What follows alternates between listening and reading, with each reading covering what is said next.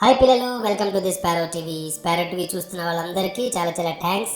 నేను మీ పిచ్చుకరాజును వచ్చేసాను. కానీ ఈరోజు ఇంకొక గెస్ట్, అదేనా మనందరికీ తెలిసిన వ్యక్తే, మన టిల్లు మామని కూడా పిలిచేద్దామా? వెల్కమ్ టిల్లు మామ.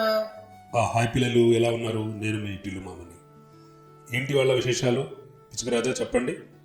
మామ, ఇప్పుడు ఈరోజు కూడా ఒక మంచి పద్యాన్ని నేర్చుకుని వచ్చావని అనుకుంటున్నాను. నేర్చుకుని వచ్చాను. ఇప్పుడు పాడమంటావా?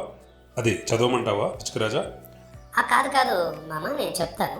దానికంటే ముందు ఒక విషయం మాట్లాడుకోవాలి. చలి విపరీతంగా ఉంది కదా, చక్కటి టీ పెట్టాను. టీ తాగుదాం మామ? నేను ఇప్పుడే తాగొచ్చాను. నేను తాగను, మీరు తాగను. కానీ నేను టీ చాలా బాగా పెడతాను టిల్లు మామ. ఎందుకంటే టీ కొంచెం తాగినా కిక్ ఎక్కుతుంది, చాలా బాగుంటుంది తెలుసా. టీ ఎంత తాగేది కాదు, తాగింది బాగుందా లేదని కావాలి. క్వాలిటీ టీ చేస్తానంటున్నారు పిచ్చుకరాజా, అంతే కదా? అవును మామ, నేనేం చేసినా క్వాలిటీగానే చేస్తాను. ఇప్పుడు మనకు ఒక పద్యం గుర్తొచ్చింది టీ గురించి మాట్లాడుతున్నప్పుడు. పిచ్చుకరాజా, నువ్వు టీ కొంచెం తాగినా చాలు, చాలా బాగుంటుంది అన్నావు కదా. నాకు ఒక పద్యం, వేమన పద్యం, గంగి గోవు పాలు. బాగుంటుంది కదా. ఎస్ ఎస్ ఎస్ ఎస్ అవును టిల్లు మామ, ఒకసారి నువ్వు అది పద్యం చదివేసి. పిల్లలు రెడీగా ఉండండమ్మా. కొంచెం నా పదాలు కొంచెం అటు ఇటు అయినా పిచ్చుకరాజా నవ్వుతాడు, మీరు నవ్వకండి, ఓకేనా? పద్యం ఏమిటంటే, గంగి గోవు పాలు గరిటెడైనను చాలు, కడివినైననేమి కరము పాలు, భక్తి కలుగు కూడు పట్టెడైనను చాలు, విశ్వదాభిరామ వినురవేమ. అమ్మయ్యా, మొత్తానికి ఎక్కడ తప్పు లేకుండా చదివేశాను అనుకుంటున్నాను. ఓకే కదా పిల్లలు?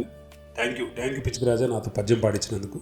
టిల్లు మామ, అంతకుముందు మీరు పాడిన పద్యానికి ఇన్స్పైర్ అయిపోయి పిల్లలు వాళ్ళ పేరెంట్స్ కూడా పిల్లలతో ప్రాక్టీస్ చేయడం మొదలుపెట్టారు. అవునా? నాకు చాలా ఆశ్చర్యంగా ఉంది. Okay parents, thank you so much. మీరు కూడా చాలా చక్కగా మీ పిల్లలతో ప్రాక్టీస్ చేస్తున్నారని చెప్పి నాకు అర్థమైంది.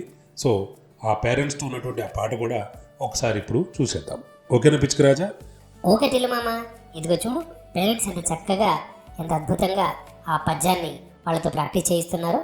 గంగి గోవు పాలు గరిటెడైనను చాలు, కడివెడైననేమి కరము పాలు, భక్తి కలుగు కూడు పట్టెడైనను చాలు, విశ్వదాభిరామ వినురవేమ.